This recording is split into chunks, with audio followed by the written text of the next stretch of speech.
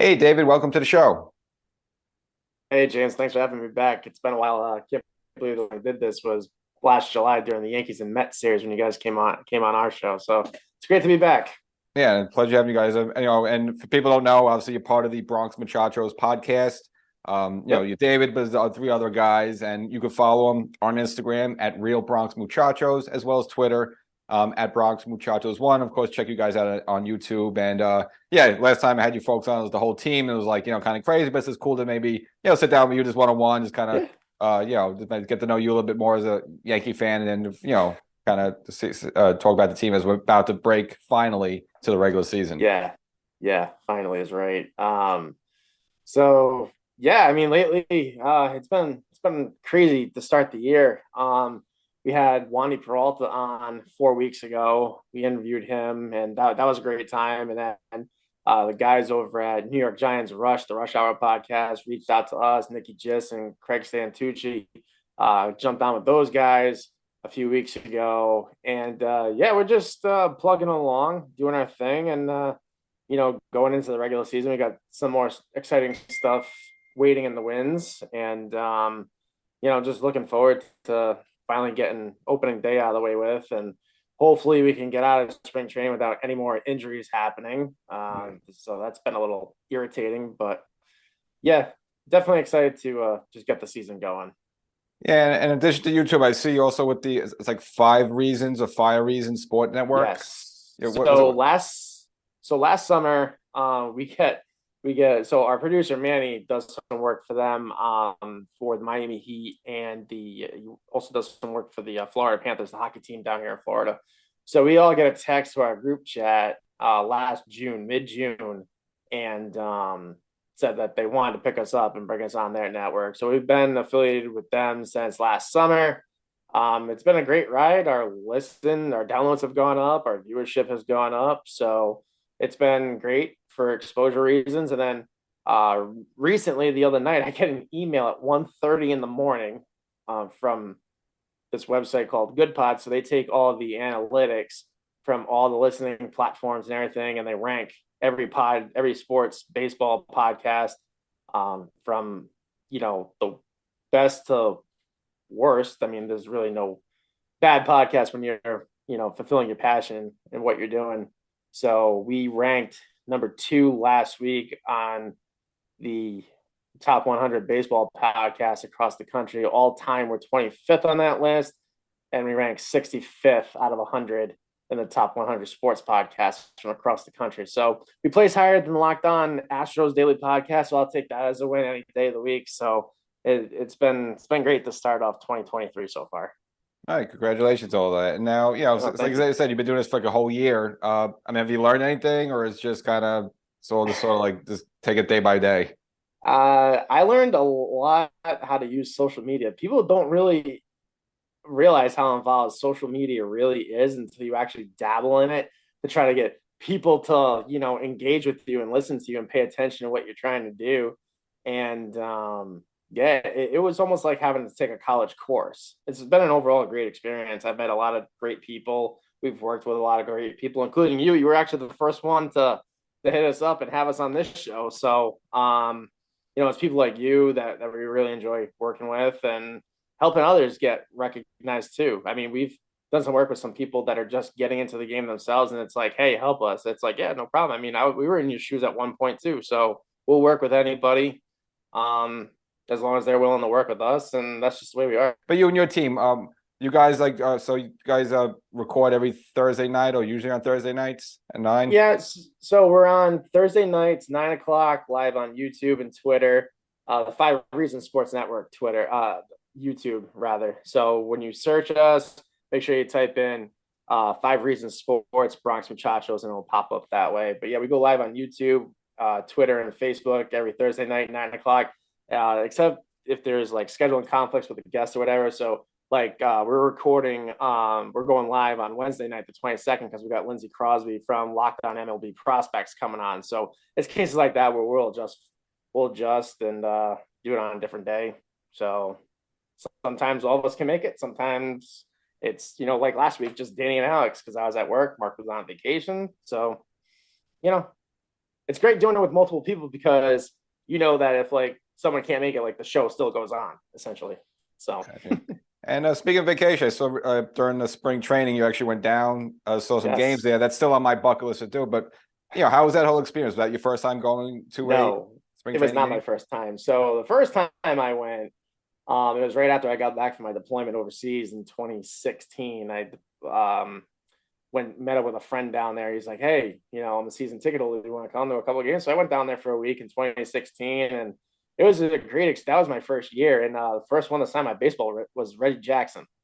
So we're standing on the fence line, and he just comes walking over, grabs my ball and my pad, and I felt like a 10-year-old kid. I couldn't believe it. I immediately called my dad. I'm like, "You are not gonna believe what just happened." He was like, "What?" I was like, "Reggie Jackson just signed my baseball." He was like, "What?" He was like, "That's insane." So I met Didi Gregorius that year, Hideki Matsui, El Duque, CC, and Aaron Hicks. It was right after Aaron Hicks had just gotten traded over here from the Twins. So that was the first year I went. But this year was special because I took my 3-year-old to his first ever baseball game. So it was just great to see the joy on his face. It was almost like looking in the mirror because my dad took me to McCoy Stadium in Pawtucket, Rhode Island, when the Columbus Clippers were still the Yankees AAA affiliate and they were playing the Paw Sox. And I got to see, Jeter, Rivera, Pettit, Posada, all those guys play. And that one game my dad took me to, Boggs and Vaughn were there on a rehab assignment from the big league club up in Boston. So yeah, he loved it. Just to see the joy on his face and the excitement of it all was pretty great experience to enjoy as a parent. So. And in terms of the crowd atmosphere, because obviously now this team has way more expectations than they probably did when you were there in 2016. Was like the crowd different? Was the vibe different around the organization? You can tell the crowd is a little unsettled because there are a few people on this roster that a lot of people like to see disappear for various reasons. But when you're, in the case of, someone like Josh Donaldson, guy making 21 million a year, it's kind of hard to make that disappear, So I'm supportive of the team 100%.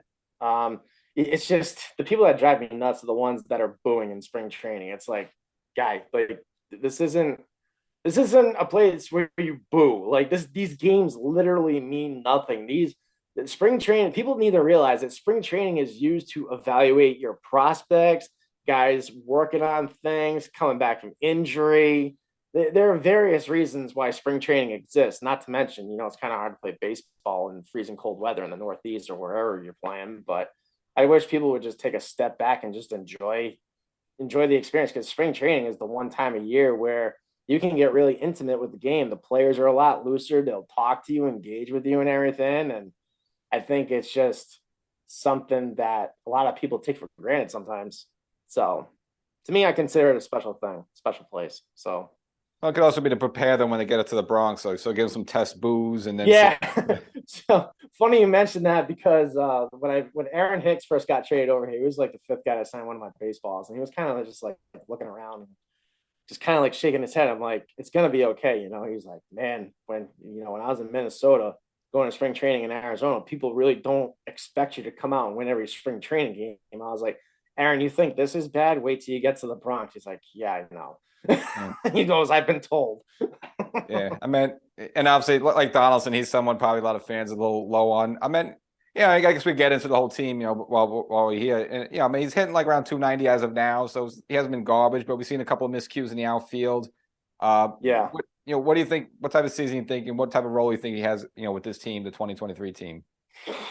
I mean, it's hard to tell because now they're working IKF out in the outfield. You got Cabrera that's going to play some outfield and infield, and then they got to figure out what they're doing with Estevan Florial because he's out of options. So it's either he makes the team or he gets DFA'd. So I think Hicks might get most of the reps because he's making $10 million a season. But I think it's really good. And the other thing is too, they got to keep him healthy, but they also got to have him play consistently to get good to be productive. So it's kind of a double-edged sword at this point. So, I mean, if they don't trade him before opening day, he gets his 10-5 rights granted to him, which at that point they cannot trade him.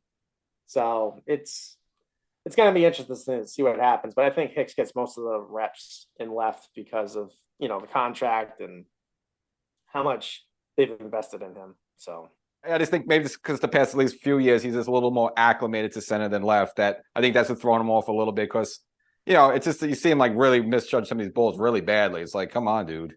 yeah, I think a lot of that too is everything that's in his head from the last couple of seasons, from getting injured to not being productive to just, you know, his quote last season was on Ruco's podcast was "have some fu," and he comes out and completely flatlines. It's like you can't be going around, saying stuff like this, and then all of a sudden come out and just lay goose eggs. I think it's a combination of things, and I think it's also because he's now looking over his shoulder at what's coming up behind him. You got Cabrera that could easily take his job from him. Florial could easily take his job from him, and then you go even further and looking at the minor leagues, and Jason Dominguez is coming, bro. Like J-Dom and Spencer Jones are on their way up here, and Everson Ferreira is another one that's on his way up here. So he's got to realize that it's either you produce or we're going to find someone that does. And it could be, Dominguez coming in probably at the earliest mid-season this year or 2024. So Yeah. I think it's a combination of things. And also, he's looking over his shoulder most recently now with ICAF getting some time out in center field. I just thought they was going to do it for a joke, but he had to play the game. Oh, no, it's no joke. Yeah, It's he was happening. decent, so he's also someone else. And I think that has a lot to do with, which leads to my next question. Obviously, they're probably looking for a spot for him because at shortstop, it's either going to be Peraza or probably Volpe. Indication, what do you feel where the Yankees are going to go? We're probably not going to know until like opening day. Well, Anthony Volpe is a very special kid. He's accelerated at a rate that I have never seen a minor leaguer accelerate other than probably Derek Jeter. To hit all 4 levels of the minor leagues in 2 seasons is absolutely insane. I think they're going to take their time with him. I would have loved to have seen him get, if they could have found a trade partner for Gleyber Torres. Not that I'm actively advocating for trading Gleyber, but seeing I even saw when I went to this game, he was just bat on ball all the time. His defense is solid because he played shortstop that game and Peraza was playing second base. But I do think the Yankees are going to take their time with him. I think he's going to go back to the minor leagues, AAA, to start the season. And then who knows? I mean, they could find a trade partner for Gleyber. Gleyber's making $9 million, so they would love, Hal being Hal the way he is these days, would love to get that money off the books. And and then like the earliest, we were talking about this a couple of weeks ago on our show, that we think that the Yankees might pull what they pulled when they brought Gleyber up in 2018, bring him up in late May because they like to mess with that service time, and so they can have him for 7 years and not 6 years. But I think it's going to be Peraza at shortstop this year. He's more ready. He's seen major league time, even though it was limited last season. But people are comparing him to Jeremy Pena of the Houston Astros.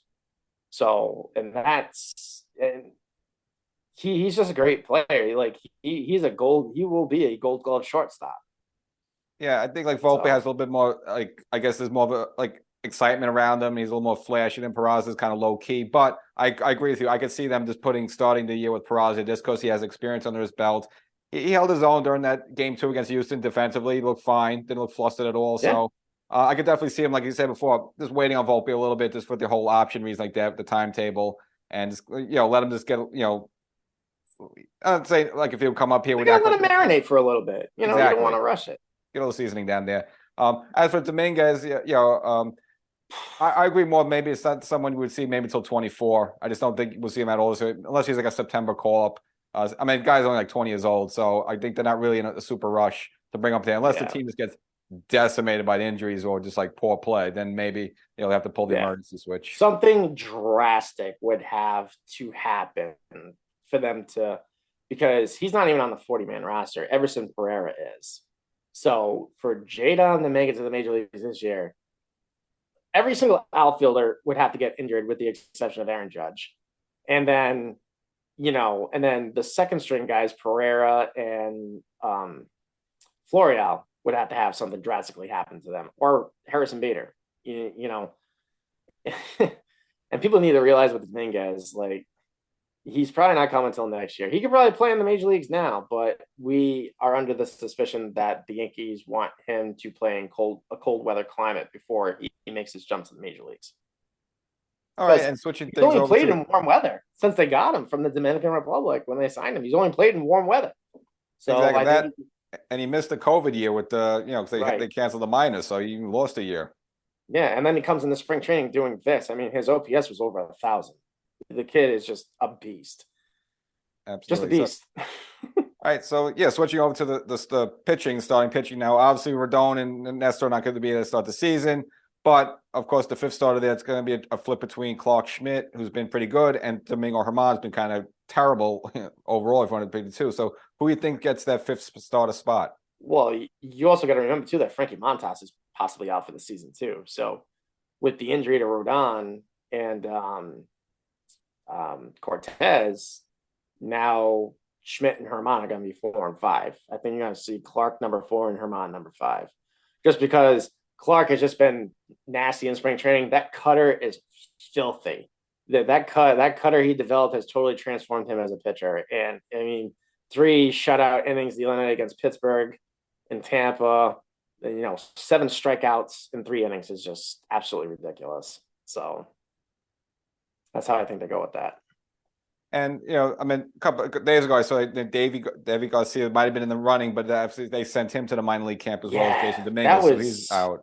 That was really weird to see. He's finally throwing the ball well enough, and then you just send him back. I think they got their eyes on Jeremy Cordero to go into that bullpen. He's just had Tommy John surgery a year or 2 ago and throws a 98-mile-an-hour sinker, which is just devastating. And then the other one I got my eyes on is Ian Hamilton. He's a non-roster invite, but very compact delivery from the mound, hides the ball really well, and the ball just explodes out of his hands. So I think that's why Garcia got sent back to the minor leagues. That's just my suspicion. I don't know. I don't have any insider information, but it was very odd to see Davey get optioned back to AAA with, having a 2.35 ERA in camp. Just to me, it just didn't make any sense. But what do I know?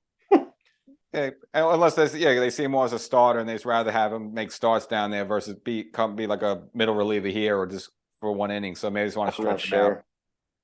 And another starting pitcher, actually, little, I don't say worried about it, but Severino obviously has been cuffed up, not hurt, but obviously he's been giving up a lot of home runs this spring. Any concern about him going into the season? I'm not concerned. Like I said, man, these guys are working on stuff. Spring training to some guys like Garrett Cole, who can sometimes be a head case, treats it as game 7 of a World Series. Sometimes you can see just by the expression on his face. Other guys like Severino, like they asked him about this the other day in a post game. He's like, I'm not concerned. He's like, as long as I'm not giving up any home runs after opening day, that's what I care about. He goes, I'd rather give up here where it doesn't matter. Not that it doesn't matter. You don't want to see a guy give up 10 home runs in spring training. Don't get me wrong, but it's not the end of the world. Yeah, but it's going to be an interesting season for him. Obviously, pitching for a contract for, moving forward. He's looking for a big deal. Obviously, he missed a lot of last season. Even he admitted, though, that Cashman kind of held him down. He could have been ready to come back even much sooner, though. But, this is going to kind of be his first full season in quite some time, bearing he stays healthy. Yep. So it's going to be interesting, man. It's going to be interesting.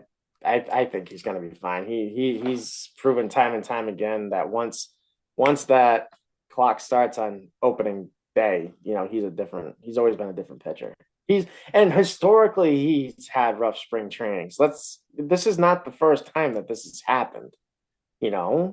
Some guys, look at Kyle Higashioka. He looked like Barry Bonds in spring training last year. Hit like close to 10 home runs in spring training.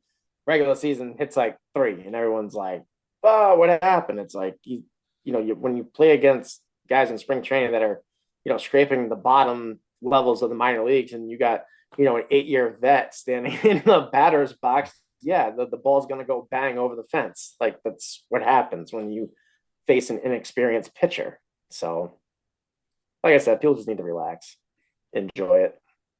Right. And speaking of Nestor Cortez, obviously he's he's not going to be there to start the season, but he did get one start in. Now he got beat up, but that again, I'm not worried about that. But it's kind of interesting with him. Obviously, he's going to make about $3 million this year. The next 2 seasons, he's going to be arbitration eligible, so he'll probably get 10 to 15 mil. But then by 2026, he's going to be a free agent. Now we're going to have Cole under the contract. Rendon's going to be on the contract. Let's just say they do sign Severino to an extension after this year. I mean, do you see someone as Nestor maybe again 3 years from now, just the Yankees parting ways with him, or you think he's in their long-term plans?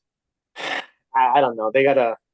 They really depleted their pitching depth last year when they traded Hayden Wesneski for Scott Efros, the Chicago Cubs, and then they sent Luis Medina, J.P. Sears, and Ken Waldichuk to the Oakland Athletics in the Frankie Montas deal. So the only real starting pitching prospect they have in their top 30 prospects list is that you got Clayton Beeter, and then you got that they got from the Dodgers for Joey Gallo, and then you got Will Warren.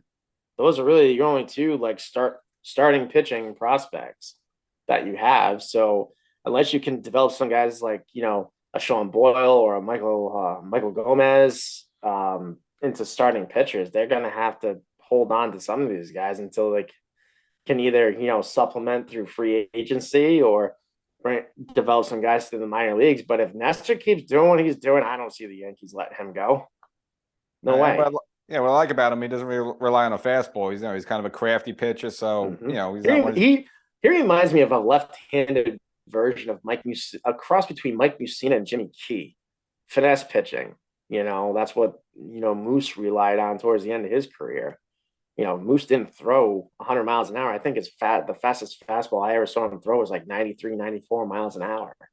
But he had that 12-6 knuckle curve that would just give people fits. And that's how he was successful. David Wells was the same way. So, finesse pitching didn't just start happening yesterday. A lot of guys have used it and used it effectively. All right. And really quickly running into the new season, obviously with the new rules, just in general, any one of them you like, you don't like, any feeling in general about them? I like the fact that the shift is going away. That just, but the issue wasn't the shift. The issue I had was guys seeing this huge hole on the left-hand side of the infield and not bump the ball for a hit because of pride or it's not the, quote, right thing to do. And it's just like, who cares? You're going to move your entire infield on one side of the field. I'm going to put this thing where you guys aren't and get a double out of it until you just stop doing it. And that's what just drove me nuts about the whole shift. I mean, bigger bases. I mean, the bases look big, but they don't look like, a hubcap from a car. And it's going to prevent injury, which I'm fine with. You don't want to see guys get hurt. The pitch clock, that's going to be interesting because seeing the way that Braves and Red Sox spring training game ended by the batter not getting in the box quick enough. And, my issue with it is, what's gonna say this is game 7 of the World Series and a pitcher or a batter is not ready to go and the team loses like that. I don't know. Like, just doesn't sit well with me. And like, I'm the type of person, I'll go sit at the ballpark for 6 to 8 hours. I just don't care. I'm sick and tired of these people on Twitter and everywhere else. Like, oh, the game's not fast enough. I think baseball's boring. It's like, then go do something else and stop ruining it for those of us that treat this like a religion and eat, sleep, and drink it, and don't have a problem with sitting through a 3-hour baseball game. For me, being at the ballpark is a privilege, and because I don't get that many opportunities to go. But when I do, like, I don't want to leave. I just want it to last forever. But I would say, it's not going to create new fans. It's just maybe, again, makes the game move a little longer, but it's not going to bring in new fans to the game. So. But yeah, I think if ever like an intense situation like the World Series Game 7, I think the umpire is going to be very lenient. They don't want to be the ones to decide, how a game ends like that. So unless someone's really egregious, I think you'll probably see it during the regular season. But I think postseason and big moments, I think the umpires are going to be kind of like, give as much much of a long leash as possible for penalizing somebody. Yeah, we'll see what happens. Like I said, the only one I can really get on board with is the shift. The other ones will kind of see how it goes, but and well, not related to the Yankees, but related to the Yankees, obviously the World Baseball Classic Now, luckily, just Higgy's there and everyone's back, so good news there. Yeah. But of course, we see the injury to Altuve. Obviously, you don't want to see someone get hurt, even though it's the enemy. But of course, a devastating injury to Edward Diaz. I mean, just what's your initial thoughts on that, especially the Diaz one? You're Stephen Cohen, you gave him a boatload of money, and he's out there pitching this World Baseball Classic. The Edwin Diaz injury blew my mind. I've been watching baseball since I was a kid, and I have never ever seen anyone get injured, never mind blow their knee out from celebrating. I was at work and I saw this come across my phone and I was just like, huh? It was just the same reaction I had when I found out Chapman was on the IL for getting an infection from getting a tattoo, because it was just that, did this seriously just happen kind of reaction.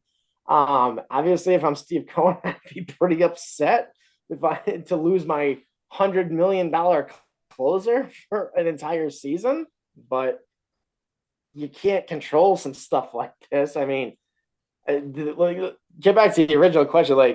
The World Baseball Classic this year has been absolutely exciting. I've been watching almost every single game because my wife is from Puerto Rico. So when Puerto Rico was playing the Dominican Republic, my house was just going bananas, honestly. But it's been great. Competition's been great. It's been very exciting to watch.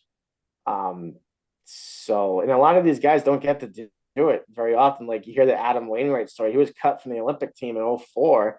And then when they asked him if he wanted to play in this, he was like, yeah, absolutely. I do think that, organizations should have some say-so in what their players do. In the case of Luis Severino, when you know he's going into a contract year, you want the best for him and you want the best for your team. So I can see the argument going both ways, but overall, these guys have a very limited career. Some of them, could suffer career-ending injuries and never play again. So I think it depends on the player. I think it depends on the team and what their goals and aspirations are. And if those two align, I got no issues with guys and going and playing for their home countries in this competition, because this year's been pretty exciting. I mean, you got the whole Czech Republic team. They all have regular jobs. One's a firefighter, one's an electrician, and I think their center fielder is like a neurosurgeon or something crazy. So it's great to see baseball on the world stage with all these other countries getting involved in it and seeing the sport grow all over Europe. So that's where I'm at with the WBC. Yeah, ratings been good, and actually, I think the rest of the games are pretty much basically sold out. So the excitement has been there. So, but again, all the Mexico Japan games are all sold out. You can't even get tickets. It's insane. Well, appreciate catching up with you again. Again, all the best luck on the show. Again, the Bronx Muchachos. They can follow you on Instagram at Real Bronx Muchachos. Catch you on Twitter, and again, I'm sure you make announcements when you got episodes coming up at Bronx Muchachos 1. Again, great catch up. Best of luck on the show, and guys, I love hearing the great news, and just keep it up. Yeah, appreciate it. Thanks, James.